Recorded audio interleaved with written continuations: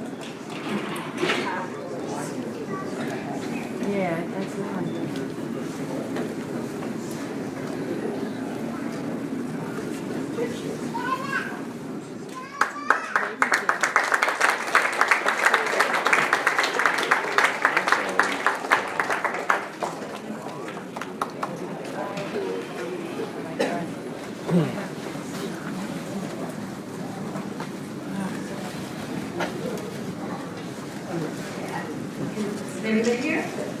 Is working? Okay. I don't know how many of you have already read Boys in the Trees, or how many of you have that.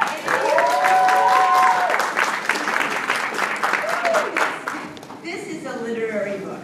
This is not just somebody saying to a rock star, you have to write your memoir, and the person putting in some stuff to make themselves look better and sliding over other things. This is such a deeply, deeply felt, incredibly insightful, lyrical piece of honesty. It's an absolutely beautiful book. And when I met Carly, I was researching Girls Like Us, and you wrote me an email yesterday and you said, talk to anybody you want, I expect to have my feelings hurt. Who says that? Somebody who believes in honesty, who honors honesty, who's generous, who believes in writing. And all the feelings that you've had, the insights, your reactions to people through your incredible life are in this book in a beautiful, completely unique way. So this is a work of literature. And for a long time, people have asked you to write your life. I mean, I know that you became friends with Jackie Kennedy and asked us because she wanted your memoir when you were ready to do it. So what made you decide to do it at this time, and why was this the right time? Are you going to answer that, Sheila? Okay. Guess I have to get used to this.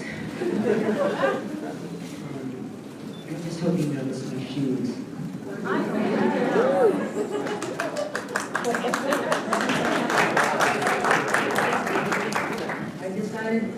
Yes, I got a call from Jacqueline Onassis in about 1984, 85, asking me to write my autobiography. And I started to write page after page, and I realized after about 50 pages that I was leaving something extremely important out, and that was the story of my parents, which of course is the nucleus of my story.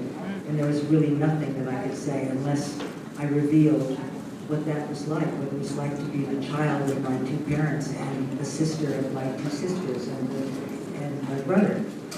And so my mouth is really dry, so I'm going to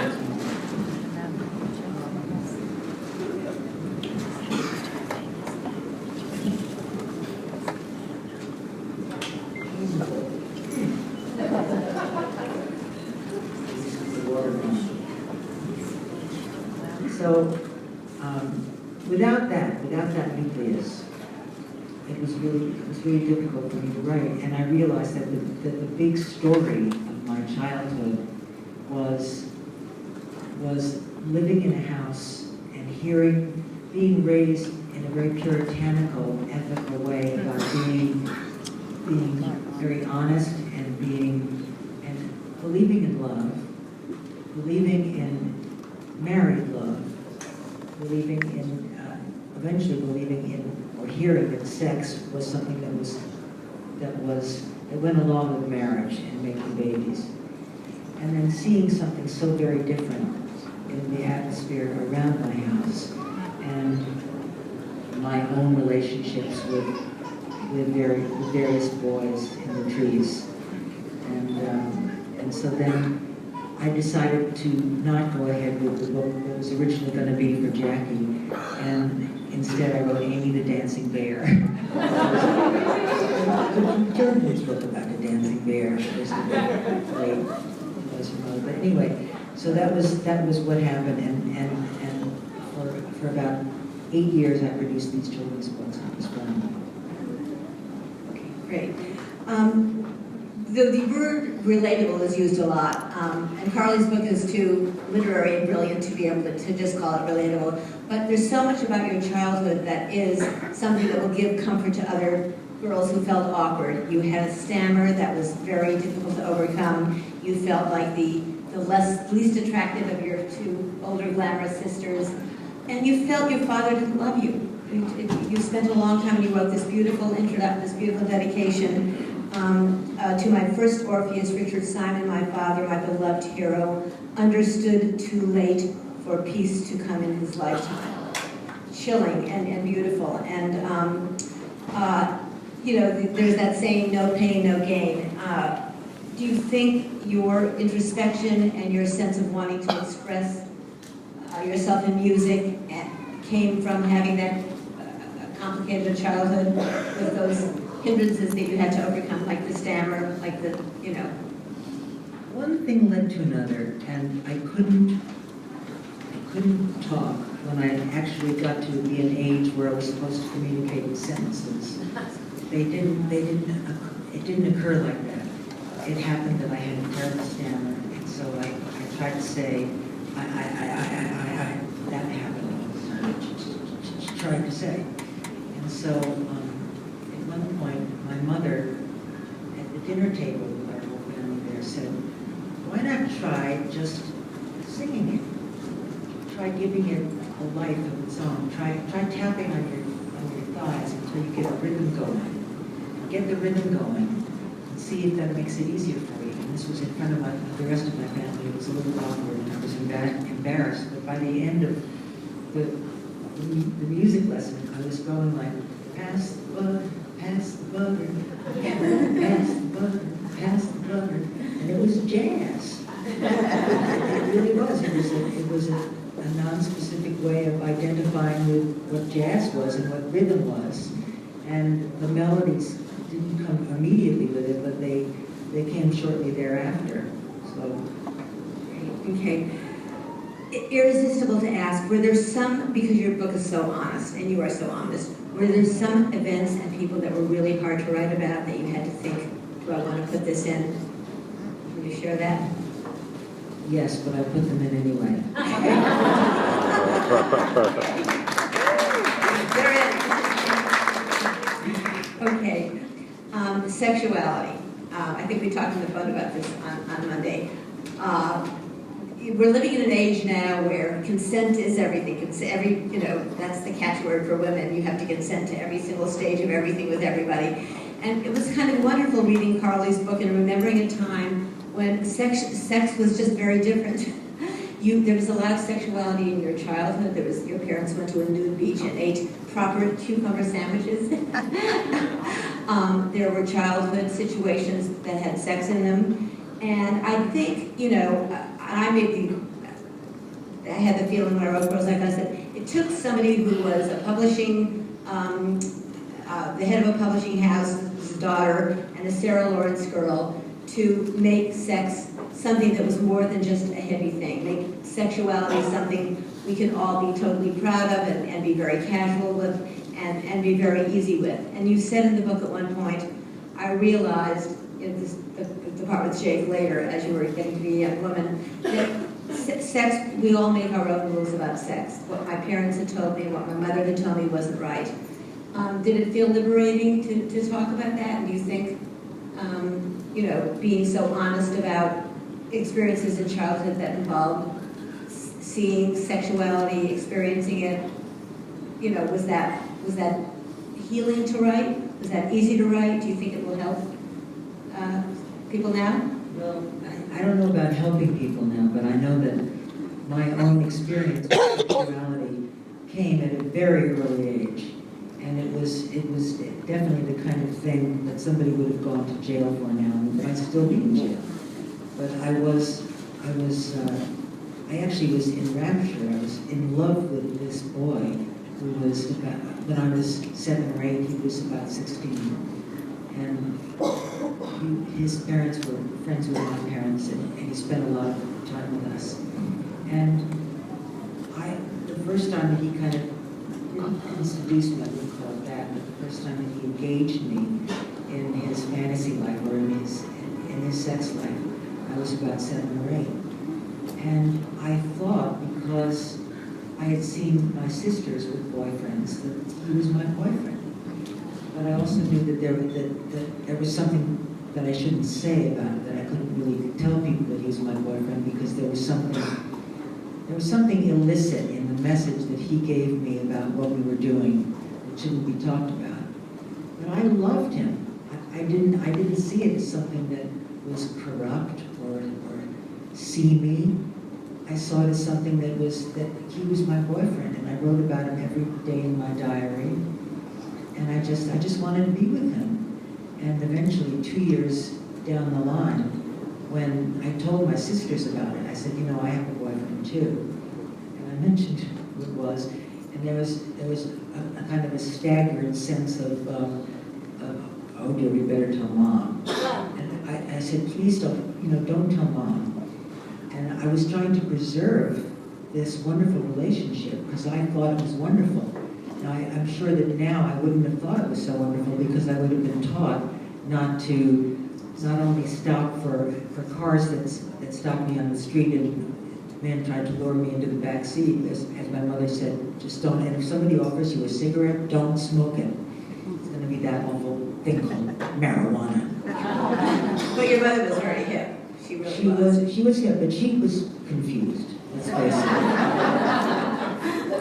And so because I thought myself to be in love at the age of 9 with a much older boy, and I was keeping it to myself, and I was writing about it in my diary, although he always had code names. And if you wanted to find out who the code name was, you had to go to the back of the diary, and then it would say the code name for, and then it would say the code name is in the back of the book on the second shelf of my mother's one of the living rooms. The Hillary Clinton could use some tips like that, I'm afraid.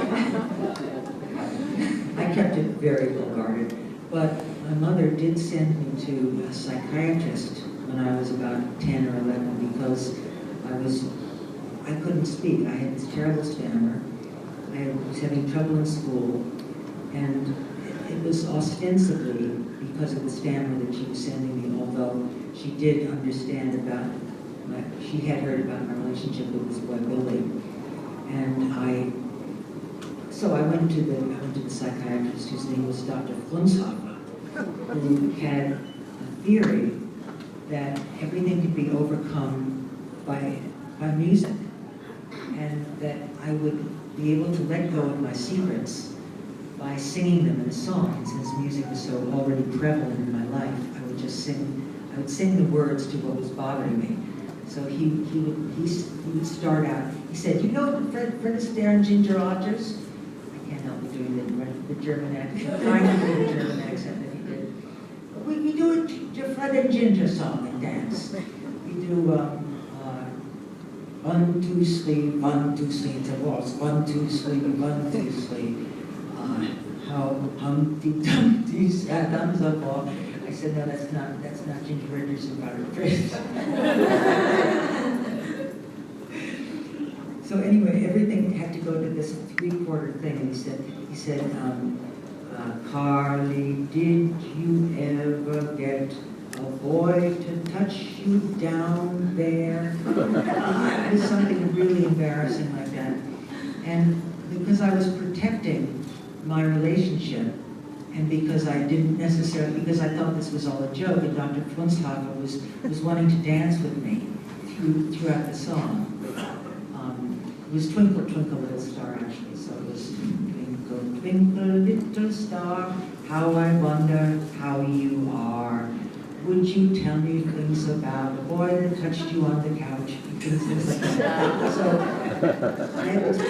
I started to dance with him, and so because I was protecting the relationship, which to me was my love, I also vaguely understood about rhymes, and I could sing because I had proved to myself that singing overcame my stammer. So I was, yes, I loved him in the chair, yes, he kissed me right down there. Yeah. So I was able to correspond with my psychiatrist in this way. Of course, telling him nothing, not letting him in on any of the real truth, except the truth that I was very frightened to talk in class because whenever I knew the answer, I couldn't necessarily say it. So therefore, when I had the answer, I couldn't raise my hand because I was afraid of being called on.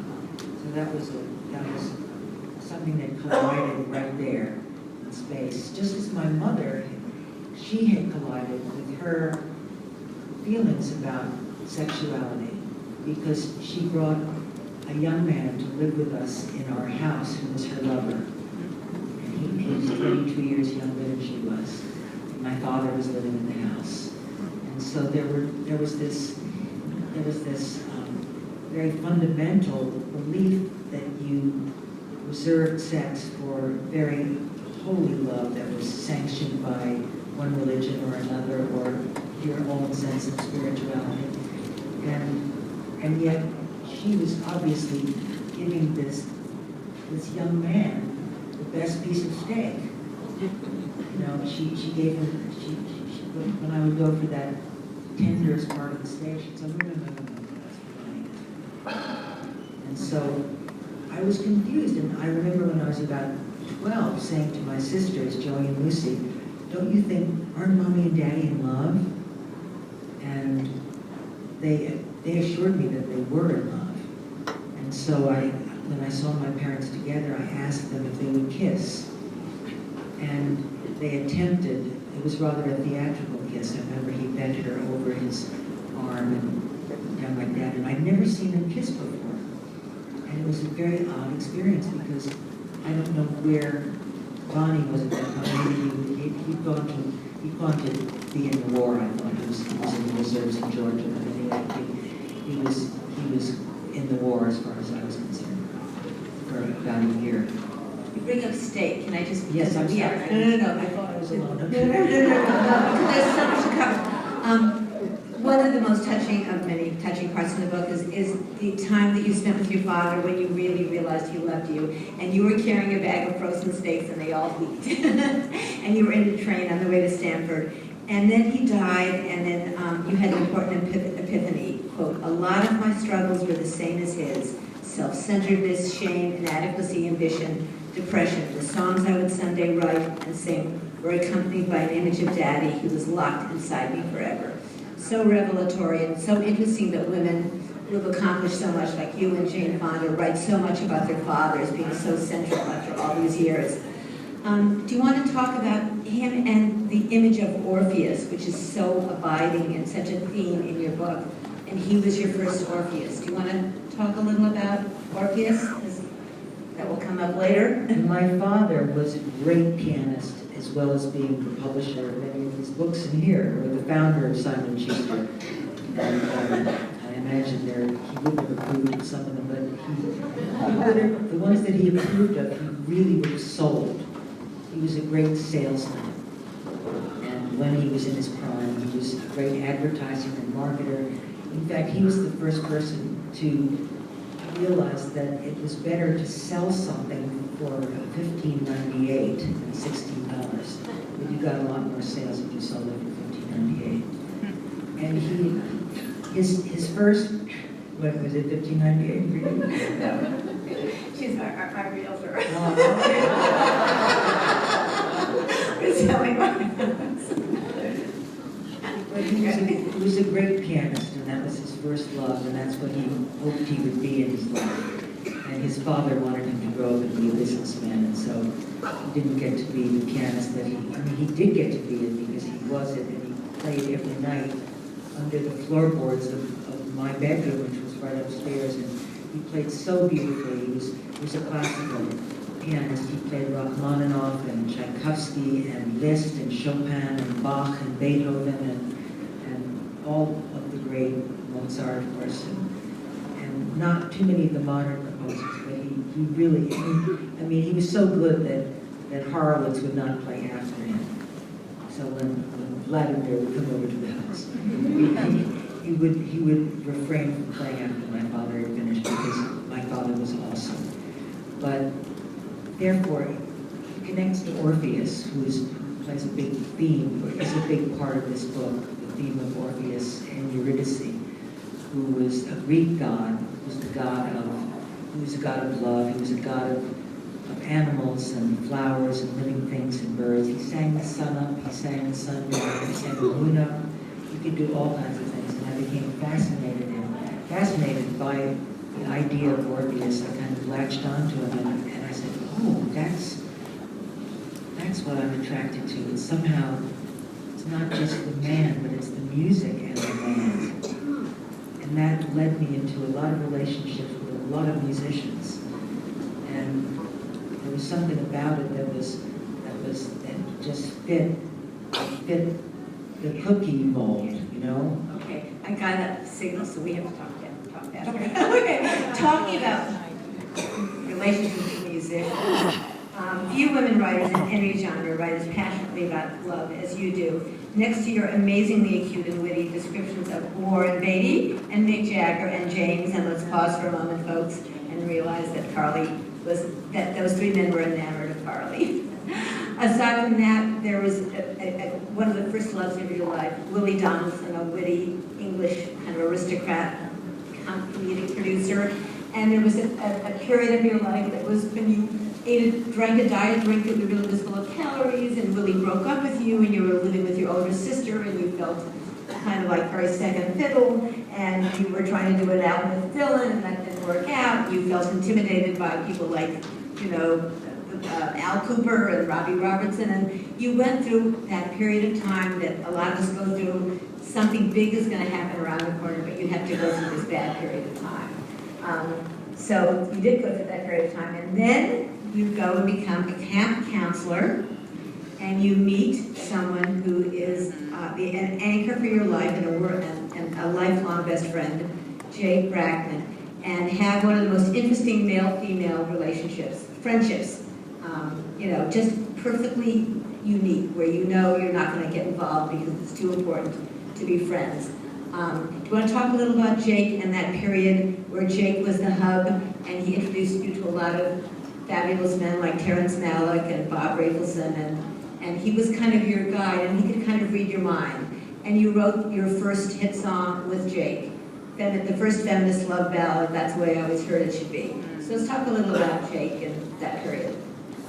I met Jake when I was 22, I guess. 21, and I had just come back from my summer with Willie, who was my English manager. And he was such a great character, and I fell instantly in love with him because he reminded me of my grandmother. He really did. He was just like my crazy, wonderful English black grandmother. And when I first met Jake, it was at summer camp. We were both counselors. I heard about Jake way before, 2 weeks before I met him, because he had hepatitis and he was home. He couldn't come to camp for 2 weeks. And all the campers, it was just like, it was a mystical thing. There was an aura. Everybody said, wait till you meet Jake. You won't believe it. The two of you will be friends for the rest of your lives. He's the most charismatic. Why me? Why wasn't it another counselor? Another, like Pamela or Kim or somebody who who would be with Jake. And people were telling Jake the same thing, where do you meet Carly? How do we know those things? I really don't know. It's just a wonderful mystery. And when I first met Jake, the counselors the campers were so excited about our meeting that they staged a bonfire. And the first night that Jake had come back to camp, we weren't allowed to see each other, like some weddings where you're not allowed to see the people get married. And they had this great big bonfire. And I had this Daisy May outfit. I had cut off jeans right to there. And I was quite fat, but that included being voluptuous. And it was fun, and there was polka dots and everything. And I had this big shirt, and it was low cut, and it was tan, gorgeous. And Jake was equally divine. And we were both led to the campfire, not able to see each other. We were both blindfolded. And we got to the campfire, and we both had to turn our backs to the campfire and take off our blindfolds, and then at the count of 3, we would turn around and say hi and smile at the same time, because part of it was that we had the same smile. So we did 1, 2, 3, and we both smiled, these toothy smiles, and we were already committed. And somehow during that summer, Jake's sadistic side really fell, or was in play. He wasn't trying to hide it at that point. He has hidden it since, and he's gone way past it and into other areas of his own particular river. But that summer, because I was overweight and I kept on trying to lose weight all the time, he would take me to Friendly's every night. What a friend, right? What a friend. And he would say, "Oh no, you forgot the whipped cream." And then he would make fun of me on the way home. "You ate the whole thing." Yes, right. So Jake, despite what Jake trying to fatten you up, you became the girl of the hour in 1971 with your hit record. And in one night alone, there's Cat Stevens, Chris Christopherson, Russ Kunkel, whom I'm leaving out, Chris, and James Taylor, your childhood friend from the Vineyard. You become a star. And then there's that wonderful interlude with Warren Beatty. What a glorious specimen of a man, not just looks and charm, but the attention. He had to have me as a notch on my belt. So we can talk about Warren's on his belt, yes. And there's a Warren event across town, by the way. They're having a dinner for him somewhere. You know that, yes. Do you want to tell him he's not the whole New York City? Because he keeps saying he is. He says he's the whole song? Doesn't he think he is? I've heard him say He might be. He might be. Okay. We'll keep that one. Okay. But I think because time is running out, we want to get to a really important man in your life. Meeting at Carnegie Hall, meeting James. James was my muse, my Orpheus, again, my something in the way he moves. Falling madly in love with James, and James falling madly in love with you very, very quickly, moving in almost immediately. The shack in the Vineyard. Just let's talk about James. Is that hard to? No. It's another case of feeling as if something was preordained. Because about a year before I met him, even though I'd seen him on the Vineyard when we were in our early teens, I saw him. I followed him very closely after I heard his first album, which was the Apple album, which we were sitting in the pink suit. And I had followed him in Rolling Stone, and everywhere I could, I just was fresh on him. And I used to listen to his record on headphones while I was falling asleep, and I used to harmonize with him.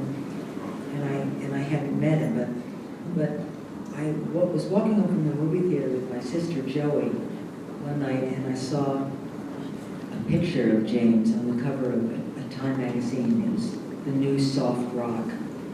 And I saw that picture, and I said, "I'm going to marry that man."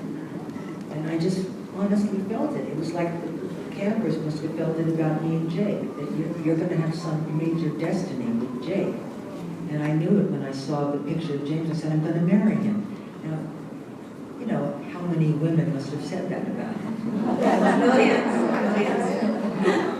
And so, but then a very unusual set of circumstances got me to meet him. because I wasn't planning on being a performer.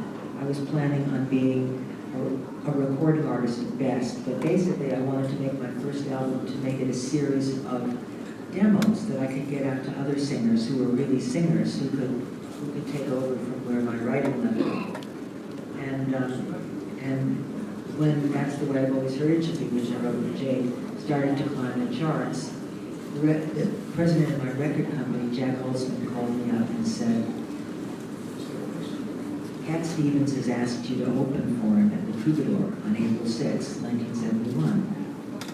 And I said, oh, no, I can't possibly do that. I'm too shy to be on stage. I really don't, you know, Jack, I told you that I wasn't planning on having that kind of career. He said, what would it take you to do it?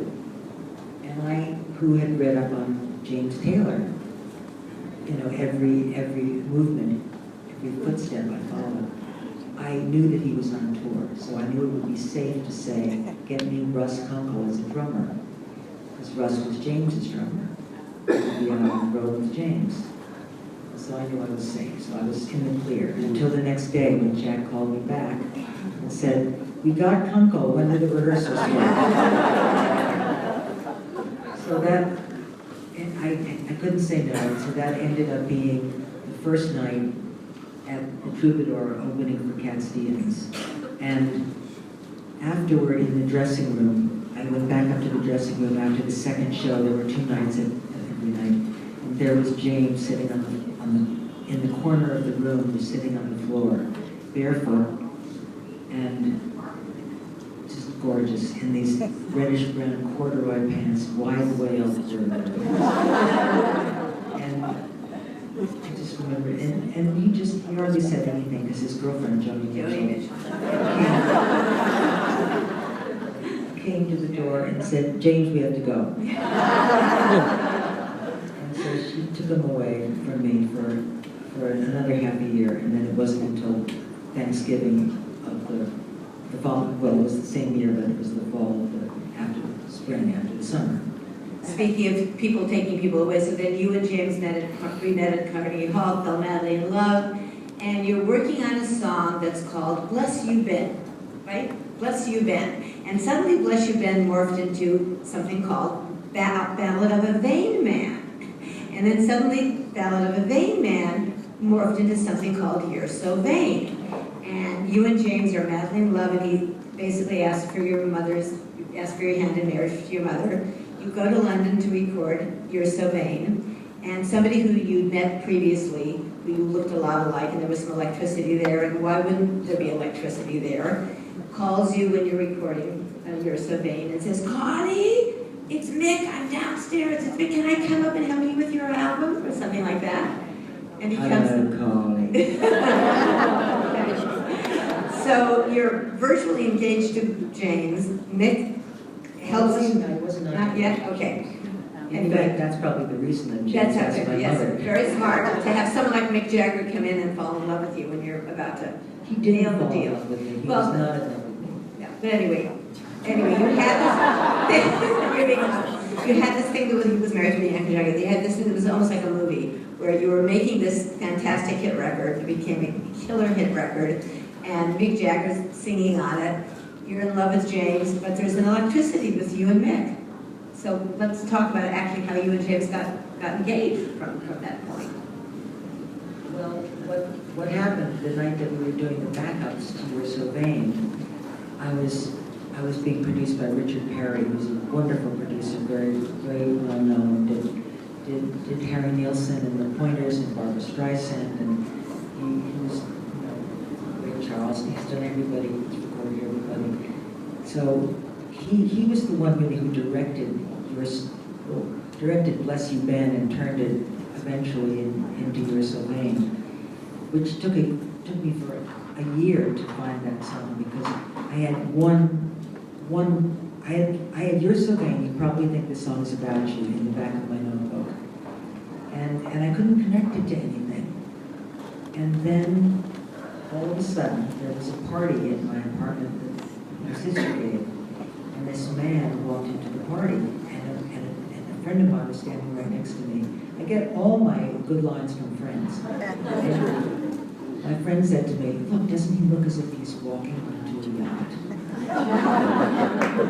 So that went into my notebook. And it was the same notebook that You're So Vain, You Probably Think the Song is About You was at the end of. And I suddenly thought, I've got something here. I've got something that needs time to gather. I need to gather this fruit, but that I could connect these dots. And so that's how the Ballad of a Vain Man started. And the night that we were recording the background vocals, Richard asked me to sing the lead vocal one more time. It was 101. It was the 101 first time that I sang and that I got the lead vocal right. And Harry Nielsen was in the studio with us. And so I asked Harry to come and sing the backgrounds with me. And so Harry and I were happily singing the backgrounds when I got this call from Nick saying, and so I said, well, why don't you come up? Harry and I are just doing some background vocals on a song of mine. And so Nick sauntered upstairs and came into the vocal booth with me and Harry, and the three of us were singing, You're so vain, you probably think this song is about you, the chorus of that. And suddenly Nick's voice on top of it sounded very much like your telephone. I don't want to. And so Nick came in, Nick was singing with us, and Harry bowed out very gentlemanly and said, I think the two of you have really got something going together. I think you should sing by yourselves. He really wanted another glass of scotch. But he went back into the control room and listened to Nick, and we finished the background vocals. It was very hot. You can imagine it was just very hot in this little closed vocal booth. And Mick Jagger, he whiz. Okay. Then you and James got married, and why not, right? And I remember hearing it on the radio. It interrupted. We interrupt to say that James Taylor and Carly Simon got married. Seriously, that was that big of a deal. You were the rock star couple. You definitely were, and had more than several happy years together. Despite his challenges, he had a lot of poignant vulnerabilities, and he was Orpheus, and his vulnerabilities were even greater than your vulnerabilities. Happy, but two stars and happy times, and then. At a point, it wasn't so happy. Do you want to talk about that? You said, or do you want to just talk about your happy times? Well, I think probably anybody in the audience could raise their hand and tell me what it was about. Another story. It's not a real story, but yes, there were drugs involved. There was rock and roll involved. There were girls at gigs backstage when I was at home with the kids. There was the bubble of monogamy that had really engaged us in this twosome. And because we were both raised by the same kind of ideal, this family ideal, we were often churning our butter in the Alps, with our children, and we were going to have a bus that went around to little towns and foreign places and give concerts in the backyards of inns, and that was going to be our life. And we had a bucolic imagination. And so it came as a surprise, I think, to both of us that rock and roll interceded in the lifestyle of rock and roll during the years of drugs and cocaine, especially cocaine, were manifesting what our destiny was going to become.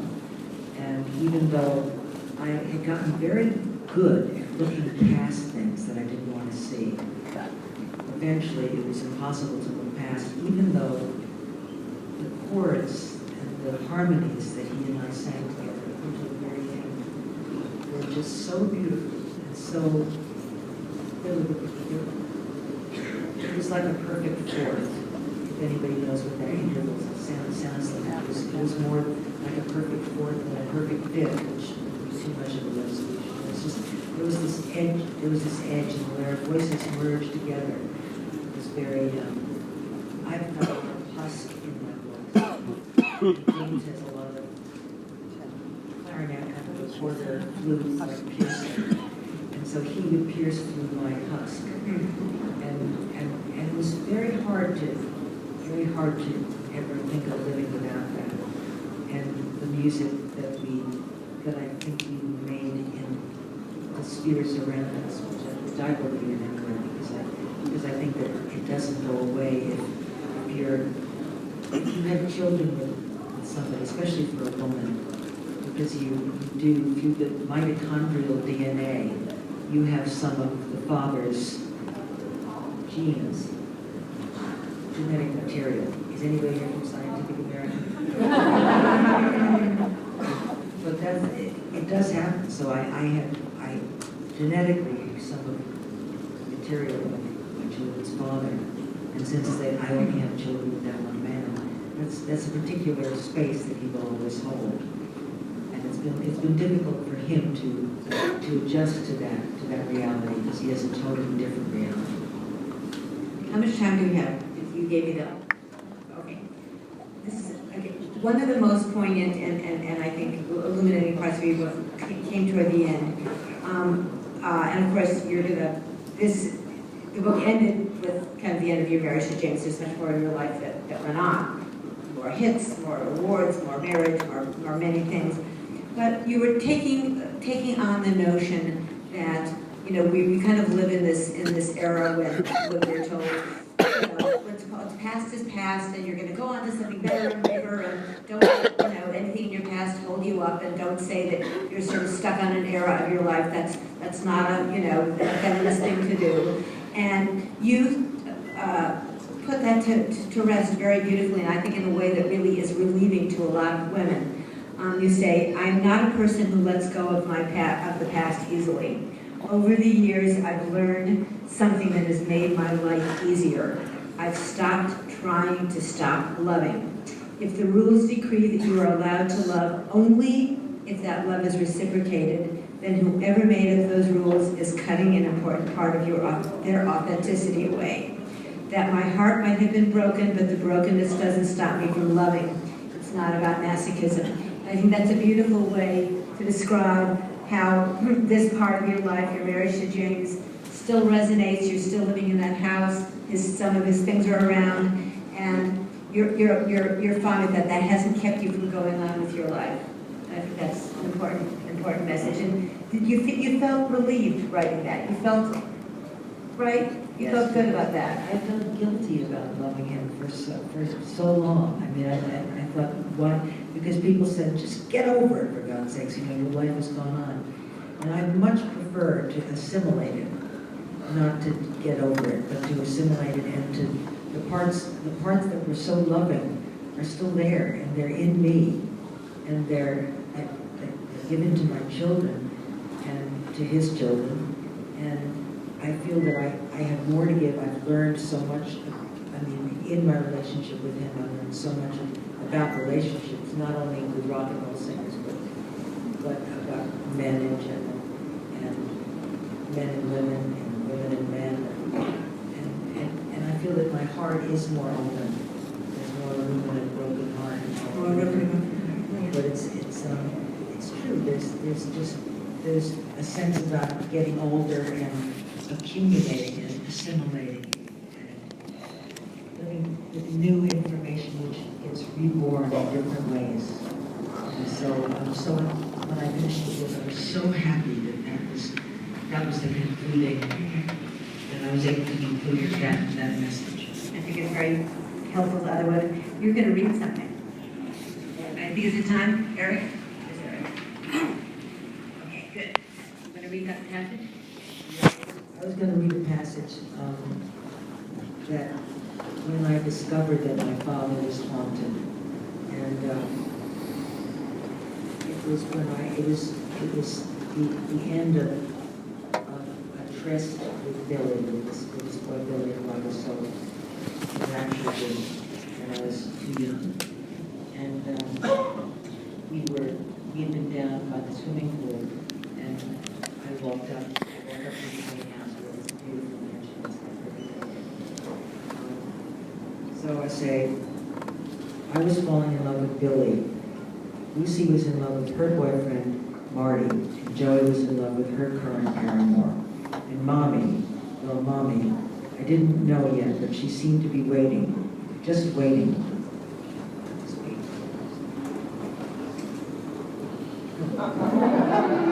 Just waiting. Really doing things that grown-ups who shouldn't be doing what they were doing anyway, in an overtly sexual atmosphere, where the night was a series of dark corners inhabited by couples, swinging branch to branch, lost in music and rapture. The night was a wild cat, stalking from garden to garden. One big copper beech tree in the center of this garden of paradise may have been keeping its secrets. It was a part of the thoroughfare on which Daddy would walk at night, like the ghost of Hamlet's father on the ramparts. How many were in those bushes, in those shadows, that if my father had known about, would have taken his life then and there. But he walked looking straight ahead and never at the shadows.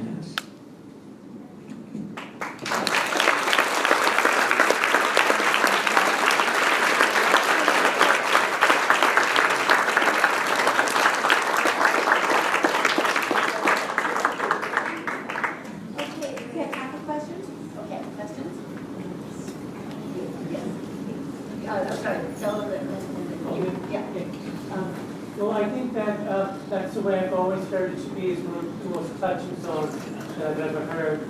And I wanted to know, have you ever wanted to use your talents to help create a Broadway show? And if so, who would you like to work with? Well, that would be a wonderful dream, yes, if I had. I don't know who I would want to work with. Do you mean in the capacity of? Like I'm helping to Larry with his Broadway show. You mean a Broadway show that's not based on my life? Right, or even one based on your life. Any specific people you would like to work with? I have to think about that. I mean, I would probably think that there's enough material out there for me to cull from.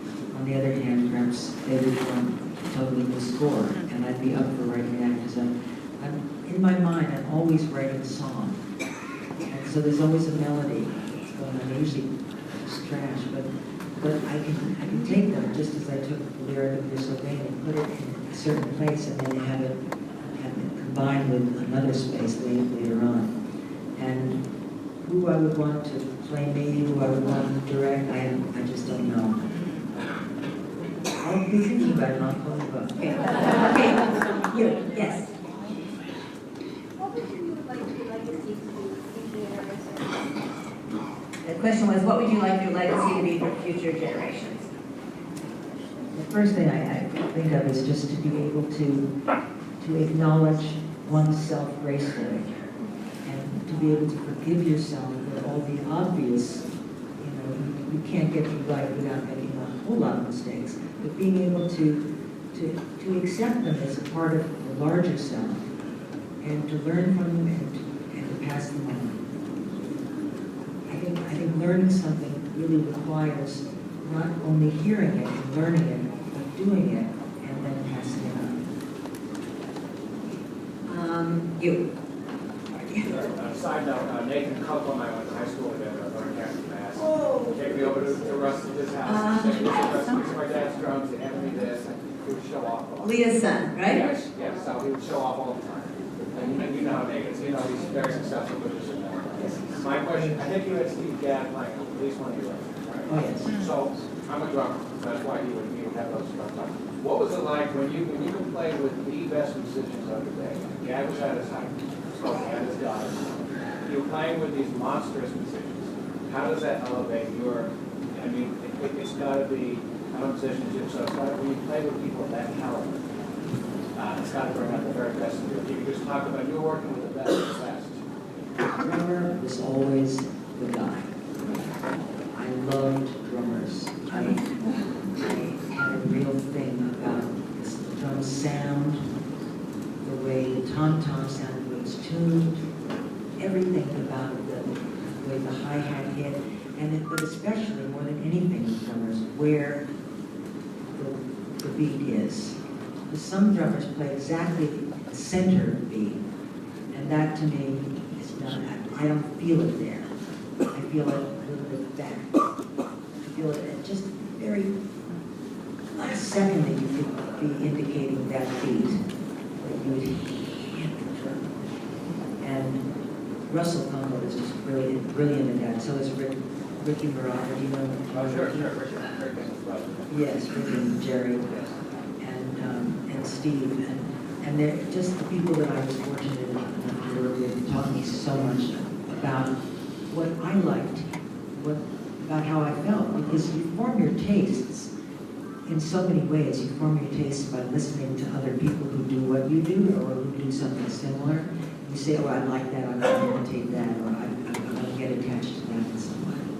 That doesn't belong to me, that's the title, that particular song. Steve. Yeah, Steve, that's him, that's that gag sound.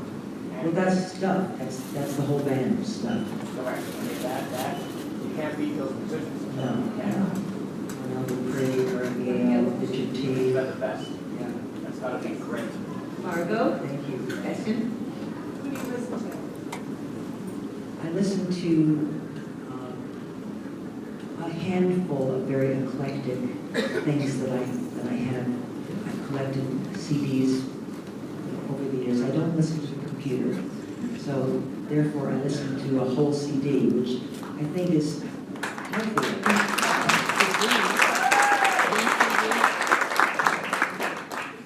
Here's why I think it's healthy. Because you buy the album. I mean, first it was albums and then CD, because maybe you heard a certain song on the radio which you really like, and you put it on, and the first song leads to another song. You hear that maybe by accident or because you've gone into the other to make a cup of tea, you say, what's that song? And it provides a way, a natural way of coming into contact with other songs by an artist that you've already chosen, maybe because you just like one song of theirs. If you listen on the computer, you tend to just buy the songs that you know, so you don't have this wonderful accidental cornucopia of other music playing alongside the track that you've chosen. Is that what you asked? Oh, specific artists. Well, okay. Marvin Gaye. Smokey Robinson. Neil Young. James Taylor. That's good. Christmas Robinson. Oh, I was about to. Aretha Franklin. I listened to Taylor Swift because she's a friend of mine. She said some very nice things about me. And I actually got to sing with her, which was really exciting. And Bonnie Raitt, I adore. And there's a group called the Gorillas, who I really like. They're a British group, and they're not that well known. Do all of you know the Gorillas? Yeah. I've just been listening to them a lot recently. And Andreas Wollenweider, who's an electric car player, who I love. And I listen to a lot of Irish singers. And I love Irish music. I'm 1% Irish, I think. You had a question, yes? One of the reasons that I'm grateful I have this sense of hearing is a song called People. It's the loveliest song, and I just wondered what was the inspiration if you could say something. The song Be With Me? Okay. I wrote that with a man named Zach Wiesner. And I think the intention was to write a song together. And it was one of the few songs where we were both sitting in a room together, and I started playing the chord. And may have had the first line, river run to the sea. And then he said, oh yeah, Solomon run to the sea too. So it was the back and forth thing like that. And it wasn't inspired by any particular person who I wanted to be with. Sorry I can't give you a more dishy answer. Hi, Carly. I've loved you since 1972 with all my heart. And have many questions, but one is the song Davy. Is that about anyone in particular? What song do you? Davy. Davy. Beautiful song. That is about somebody, and that's Andreas Wollenweider, who's playing with me on the track. It's just me on guitar and him on harp. And it's about a boy named Davy Good, who was my first Orpheus, or the second Orpheus. He taught me taught me guitar chords when he was about 15. And he was this beautiful, beautiful boy and guitarist. And in fact, I did a book reading, or this kind of conversation about 2 months ago when Davy Good came. He was there, and I was so proud. I was so proud that he was there. So it was a salute. Any question? I think there's a whole new generation of young people who have kind of grown up listening to their parents' records, and as they mature, they start to discover all of these wonderful accomplishments that you and many other artists have made outside of music, especially women in music. What advice do you have? If you could give one piece of advice to young women today, what would you say? Pay attention to who you like. And if you're a young singer, you can imitate them. You'll get your own voice. In other words, so I learned from listening to Odetta and Peggy Lee and Annie Ross, who's a jazz singer. And I imitated them all. I would sing their songs and sing them like they did. And then eventually I found that I was sounding more and more like somebody that I hadn't heard before, and that was me. And just my own voice began to emerge. But listen to people that you really love and sing their songs and emulate. It's fine to emulate, because you won't end up that way if you really are a musician. Okay, back there? Yeah. I appreciate what you said about you take your lines from your friends, what your friends say, that you have to be outside yourself. I thought that was very interesting. So if you had to write a song title now based on what you're feeling, would you have a song title that's perfect now? In case you find it. Good.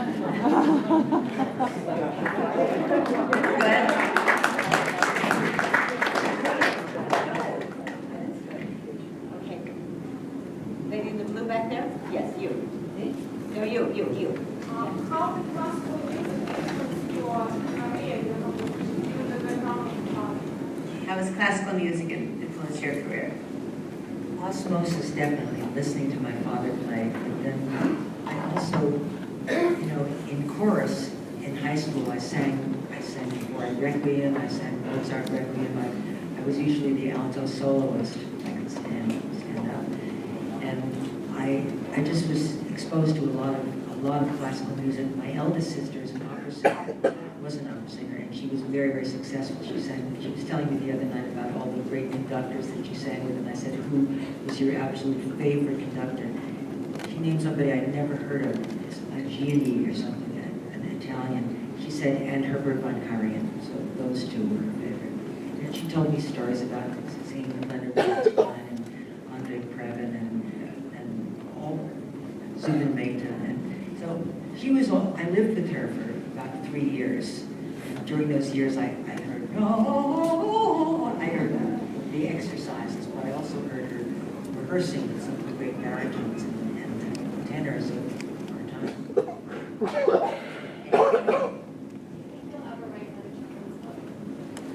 Yes. Another children's book. Yes, I do. I keep on thinking that, I mean, people have said, what would you think about if Amy was the mother now? And she raised another little bear. What would she be saying to the little bear? Okay, you want to, yes. How does have suffering from migraines impacted you as an artist?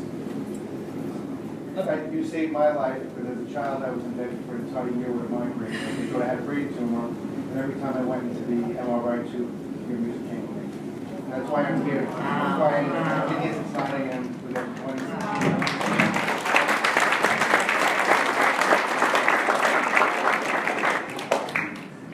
I can't promise you that anything great came out of a migraine.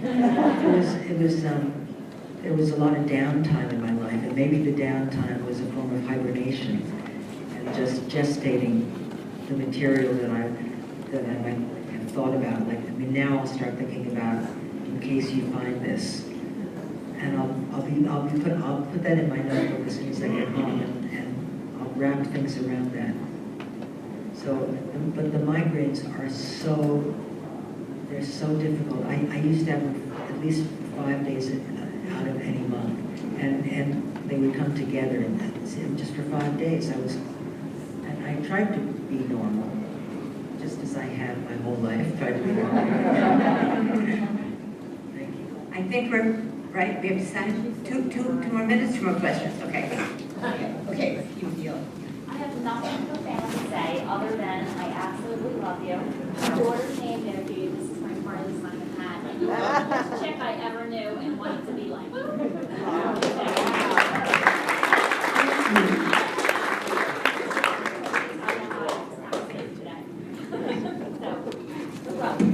Okay. On your song, your album, there's a beautiful song called Whatever Became of Her. Now, is that about you and maybe James, or is that about your parents? I adore that song. That's an amazing album. But can you talk a little bit about that? Thank you. I love that song too, and that's my most personal album, and it came out, and then Clive Davis had an upset with Arista, and he was replaced by Jay-Z. And so Jay-Z was not into that album, so we made a deal. And so I got the album back. So basically, I have that album to put out again. It has been released again online, but it deserves a bigger release. And that particular song does remind me of me and James, but it started out being because I saw a picture. I saw a photograph of my mother and father on their honeymoon, and I wanted to say, don't step out of that photograph. And so that's where that line came. Don't step out of the photograph, don't hurt yourself, stay innocent. How are we doing? Eric, one more question? One more question. Not you first. Yeah, you. Out of everything you did in your career, what do you think is the greatest achievement? What is your greatest achievement in your Well, career? there's actually a song on the bedroom tapes that I was so proud of that you probably, I think you probably heard it. It's called In Honor of You, George. And it's a song that I used the song Embraceable You by George Gershwin as the chorus. And I wrote around that song, I wrote a whole story about George, and it's called In Honor of You, George, meaning George Gershwin. And I wrote that around the song Embraceable You, which came back. I also wrote it without a key center, so it didn't have, I just wrote it to the air. I wrote it walking up the driveway to my house.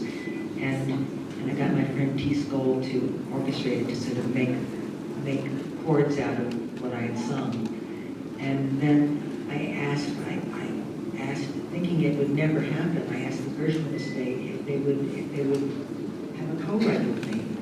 And so they accepted, and so it's the only song that George and I or Gershwin have ever written with anyone else. Unbeknownst to them.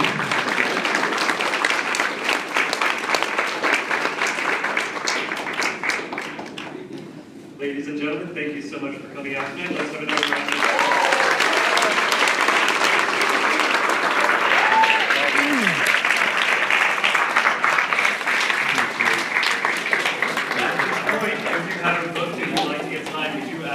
Made in your seats while we set the stage for the signing portion of the program, and then we'll begin calling you up row by row in just a few minutes. So please remain in your seats, and we'll begin calling you up row by row. Oh wow! So exciting! This is great.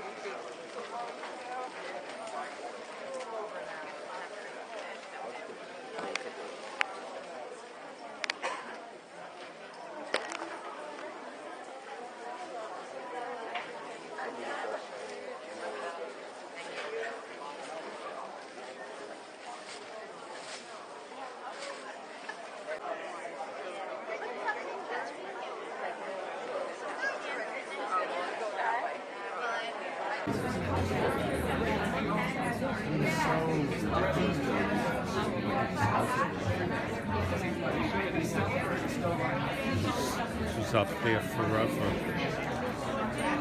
But everybody on TV.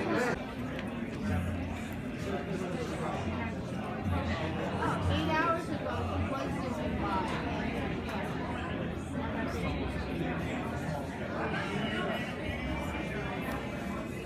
Come on.